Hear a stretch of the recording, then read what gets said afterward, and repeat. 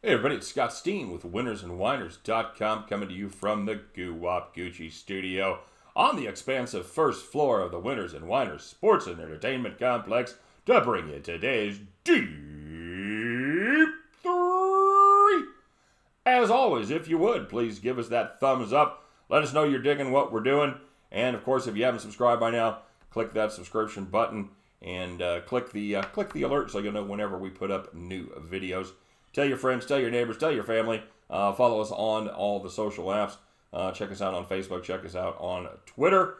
All that good stuff. And of course, most importantly, you guys are the straw that stirs the drink. So let us know what you're playing in the comment section.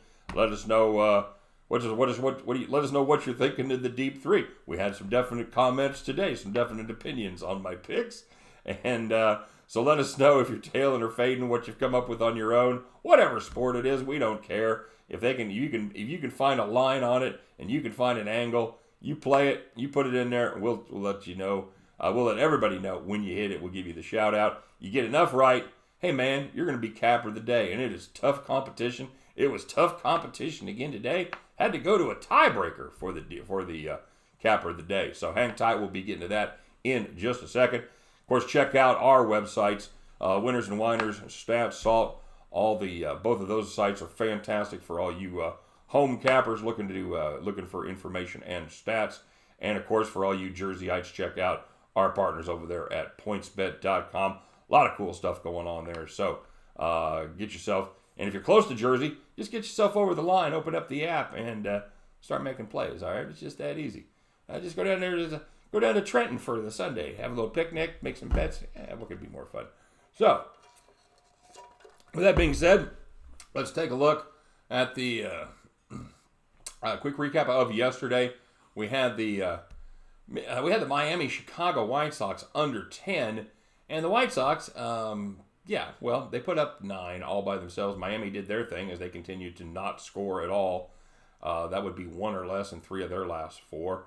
But White Sox put up 9, so we go 9-1. We pushed that one. We had Cleveland. They took care of business easily up there in Toronto.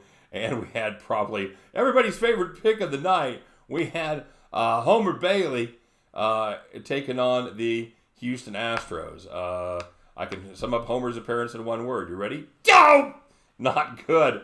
Not good at all as the Astros scored early and often, and all of a sudden he woke up and realized that he is indeed Homer Bailey. So, yeah, and, by the way, that's what happens when you play picks that are like plus 210. You're going to lose a lot of them, and you're going to look like a moron a few times as well. So, we did so we got 1-1-1 on the Deep-3, and on the premium side we take a couple of beats as we had the under in the New York Minnesota game.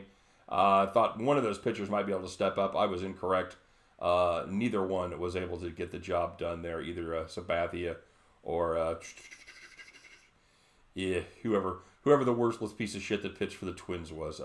Both bad. Both cooked us early. I said we need a quality start out of one of them. We didn't get it. So that was to the total as the Astros were to the Oakland game. And then we had the under in the Cincinnati Milwaukee game, and that one was a play I liked quite a bit. I'm not going to lie. We were in great shape going into the 8th, and we were sitting at 3-2. However, the Brewers, we had been lucky against the Brewers the inning before. We had got a big strikeout with bases loaded, 2 outs, little back, just a nasty back foot slider, 3-2 count, or 2-2 count rather. But we were not so lucky the next inning as the number 8 hitter hits the Gurn-Pakern, cleared the bases with the bases loaded. That sent us to a push at 5-4. However, the Brewers weren't done breaking our hearts yet, as Josh Hader had gone 2 days in a row. He was not available for the save situation, so they send in Jeremy Jeffers. Usually pretty good setup guy, having a fine season as well, former All-Star, and he proceeded to puke up a 2-run homer to beat the Brewers and beat us on our total. So 0-2 we go. But, excuse me, on we go with today's plays. All right, so we're going back to the, we're sort of going back to the well here on this, and we're going to take the Marlins take a look at the Marlins and the White Sox. White Sox 6-5 underdog in this one. They are at home plus 120 against the Marlins. So mark your spot, and just because that's exactly what I said. The White Sox are plus 120 at home against the Marlins. That's right, the Miami Marlins of 2019. Hard to believe, right? Caleb Smith goes for the Marlins. Perhaps you've heard of him. Very fine pitcher, one of the very fine young pitchers down there in Miami. By the way, if they can get some hitting, any kind of hitting at all, that team is going to be a force to be reckoned with. They've got some young arms that are going to be the shit here in the next year or two. So hopefully they can pick up some bats, because that is a fun team to watch pitch. Anyway, Caleb Smith goes for the Fish against Dylan Covey for the White Sox. You know what? I liked Caleb Smith earlier. We were on him, but he started having hip inflammation, tried to pitch through it, ended up going on the IL, and he's really not been the same. He's been okay, but in the his control has suffered. In the 3 starts since he's been back, he's got 8 walks in just 17 innings, and he's not going deep in the games. He's not a great pitcher on the road, 4.64 ERA on the road. Meanwhile, Dylan Covey, having not the best season, but he has been good at home. In his 3 home starts, he has a 2.20 ERA. And we talked about it yesterday. The White Sox are, they're a bad team. They're not in any great shakes, but they're not Miami bad. Okay, they are actually profitable as the home team, and even more profitable as a home dog. You want to know what Miami's record as a home favorite is? Take a guess. You ready? It's 0-0. The Marlins have not been a road favorite the entire season. You think tonight's the night for the Marlins? Yeah, me neither. I like Chicago right here. Getting 6-5 on my money, plus 120. I'll take the pale hose all night long. And we're going to take a look at the Red Sox and the Rays here.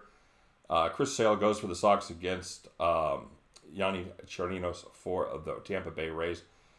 I went back and forth on this one between the under full game and the team total under. I got the Rays team total under 3.5. That's where I landed on this. There's one huge factor in making this play, and that factor is Chris Sale really back, or is Toronto just awful, because his last start was against Toronto, give up just 2 hits, no earned. But here's the deal with Sale. It's all relative, because even when he was struggling, quote unquote, he was still decent on the road. Yeah, 3.86 ERA. 102 whip, and most importantly for our purposes, the under was 8-1 in his road starts. The Rays, they're just 1-6 in Chirino's last 7 starts, but he deserved better. Tampa Bay put up 16 against Baltimore, because you've seen Baltimore's pitching, but in the other 6 games, the Rays put up just 10 runs, so about 1.6 runs per game.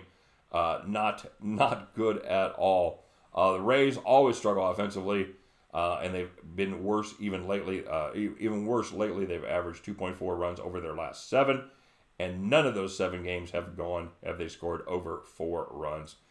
Sale he started earlier this season against the Rays. He goes 7 innings, gives up just 2 earned runs. I like the team total under for a Tampa Bay Rays offense that is struggling. Give me the team total under 3.5 in this one.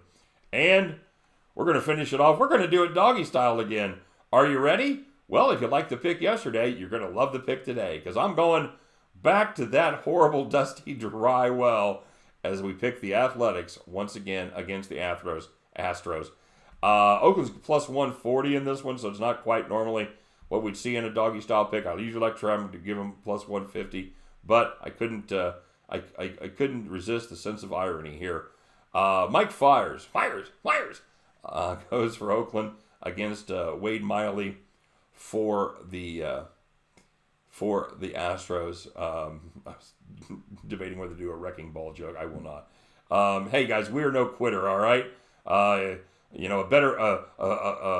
better man than us would have taken a look at that Oakland game and went, yeah, we're not doing that 2 days in a row, but fuck it, we're doing it. We're going right here. Remember all the matchup stuff we talked yesterday with the A's? Still applies, okay? The difference is Homer Bailey's not pitching. Houston's been playing very well, but Mike Fiers, dude, he's been very good since the end of April. We played him. He was awful by the end of April, all right? We played him in a game against Boston. We played Boston, and the Red Sox came through, but Fiers looked okay. He gave up 3 and 5 innings. The next time out, in his second start in May, he pitched a no-hitter, all right? Including that no-hitter since we played him, basically. Mike Fiers has been, on fire. All right, I said it. 2.25 ERA, 0.98 WHIP in those 13 games. And in those 13 games, 12 of them have been quality starts. The only one that wasn't a quality start was the one after his no-hitter. He went 5 innings, gave up just 1 run, but he was already at 85 pitchers. He'd thrown 131 in the no-hitter, so they took him out. So that was the only time he didn't have a quality start. He was 1 inning short of a quality start. Wade Miley, he's been very good, and he's been even better at home. But here's the deal. The A's, they hit lefties pretty well. They're 3rd in the league in average and OPS against left-handers. And the A's, well, they beat Miley once this year. They're 1-1 in Wade Miley starts. Give me the Athletics doing it doggy style, plus 140. And the Tampa Bay Rays team total under 3.5. And we're going to kick it off with a little value play. The Chicago White Sox plus 120 at the end of those 3 games. You guys know the drill. We're going to pick up our winning tickets. You can join me as we head back to the window. All right, kids, let's, we like to tout the good news, and we will always tout the not so good news as well. We put up our premium picks there. As you see, we dipped back a little bit. We were running at 55%, and we lose both of them. We go 17, 16, 51.5% on the season. Want to get down on the premium picks? We've got some specials that we got going on there. We got football coming up, so make sure you follow the link, get yourself signed up, and yeah, there you go. So, talking about those shout outs, here we go. I'm starting with C-Dub, so you know what that means. I'm gonna have to take a drink of water. C-Dub needs to take some of that money he's been making and buy a valve for some of these teams. Holy shit. All right, C-Dub. Here we go, buddy. He's taking a look in the Denmark super legend as Odense BK took care of business against Lyngby as he had BK to win and go over 2.5, and that absolutely happened. In the Sweden Allsvenskan, well, he had Hammarby versus Elfsborg. Elfsborg? Well, that must be a very, very small team. He had, and not surprisingly, he had Hammarby to win to hammer the Elves. Oh, he had Hammarby and the over 2.5, and he hit that one, plus 100. And the other one, by the way, played plus 105. I didn't think he got a little colder there as he stayed in the Nordic countries. He missed out on the Sweden Allsvenskan, and he tied on the Romania Liga as Sepsi versus FCSB. He had FCSB to win. That ended up being a 0-0 draw on the pitch. And he wanted me to know, by the way, that in the Romania Liga, Sepsi's real name is Sepsi Stanfu Georgia, or Georgia, versus Football Club Straub Bucharesta. So, yeah, that's right, C-Dub. He said, in case I wanted to read the proper names, and you know me, I'm Mr. Proper. So, yeah, absolutely. There's those, buddy. Yeah, that was, so he goes up, he ends up pushing on the day pretty much, and yeah, not a horrible day. It went to plus 210 minus 234, so yeah, minus 270 on the two bigs. He had to lay 134 and 136. So just basically got squeezed for the juice today, a little extra juicy. Kent P said he was a tail in our Cleveland pick, good move, and he added the Brewers, bad move. Oh God, heartbreaker, goddamn Brewers. Anyway, both of them are 2 units on that, so he got squeezed for the juice. Said, I can't believe I'm back in home. He said, I can't believe you're back in Homer. The A's bats better be hot. Yeah, they weren't. So, and I'm not sure they could have fucking been hot enough to take care of business and cover for Homer. Reginald Shipman. I don't believe we've had Reginald on there before. Reginald, thanks for commenting. By the way, Reginald Shipman sounds way too classy for our show. He had another broken heart as he had Milwaukee and the under. Sorry, Reginald, that's a bad way to break in on your first picks there, brother. Keep them coming, and you know it's going to turn around, man. Milwaukee can't screw us every day. Miguel and Nola, Miguel talked about the fight a little bit with Keith Thurman and Manny Pacquiao.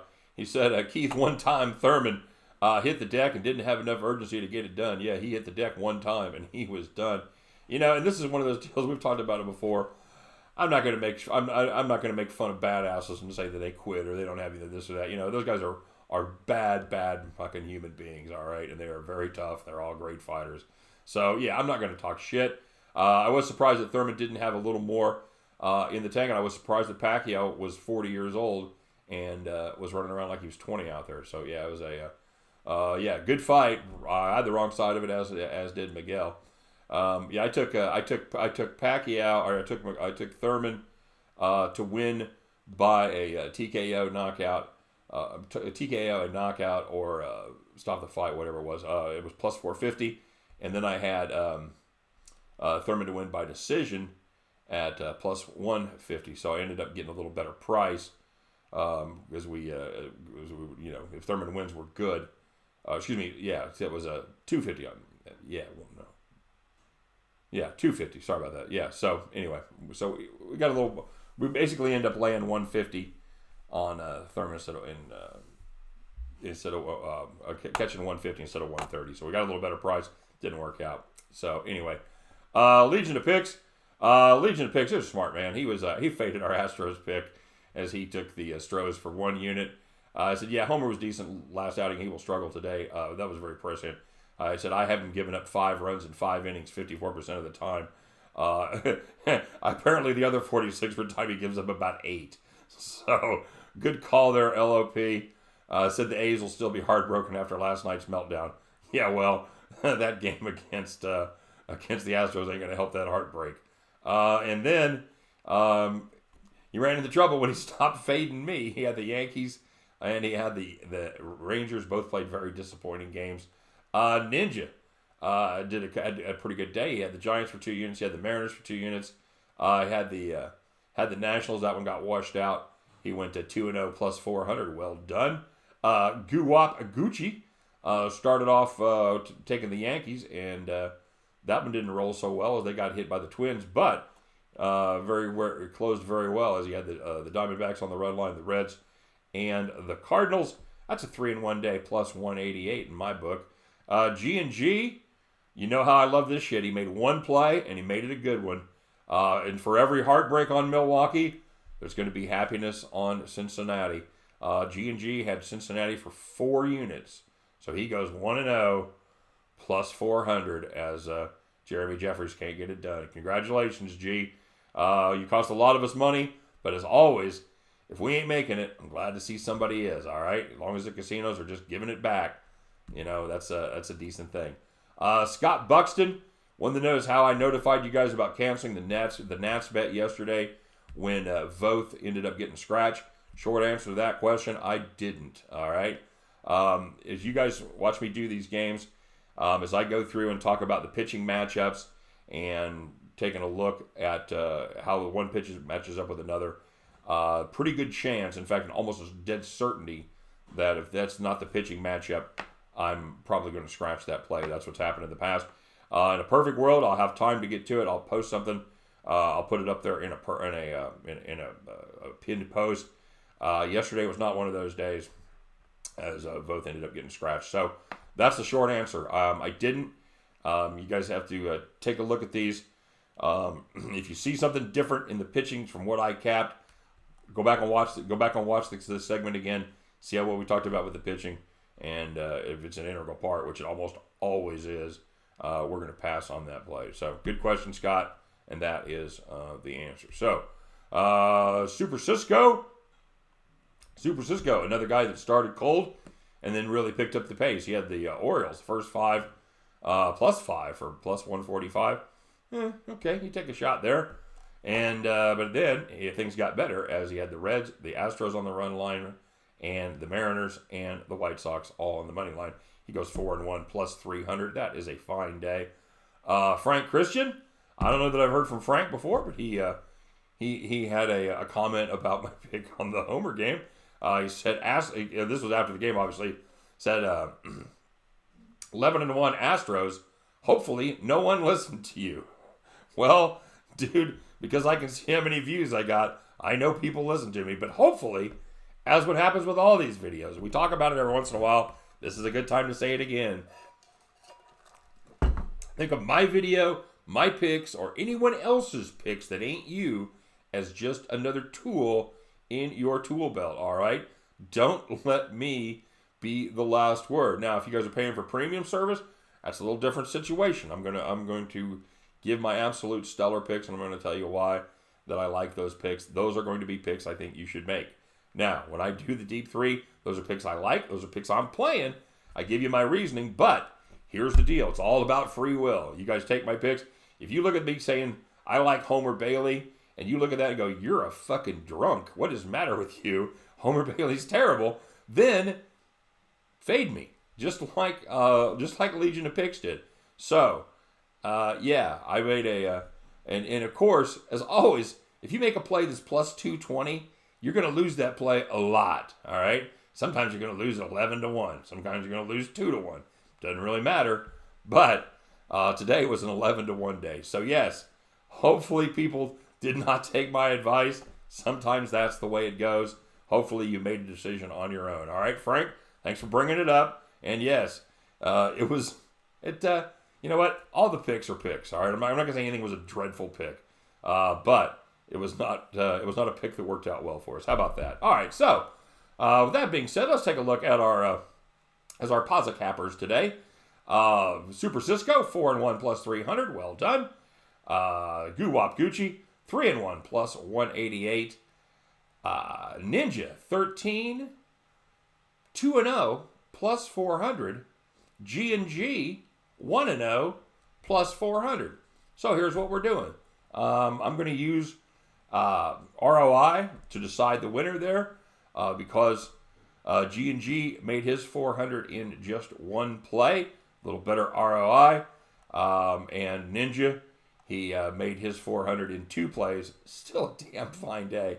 But the ROI, not quite it is with the guy making 1. So G&G, you, my friend, in a hard-fought battle at the wire, you are our capper of the day. Congratulations, sir. Congratulations to the rest of you guys. It was nobody had a dreadful day today. I do like seeing that. Nobody had an awful day. Everybody got to either made money or just basically got squeezed for the juice, as did we on our picks. So it's all right. It's a decent start for a Monday. Let's get our focus back. Let's fire it up. Let's make some money. We'll be back here tomorrow to talk all about it. All right, you guys are good. Appreciate it. Thanks for watching. As always, take care. Have a great day.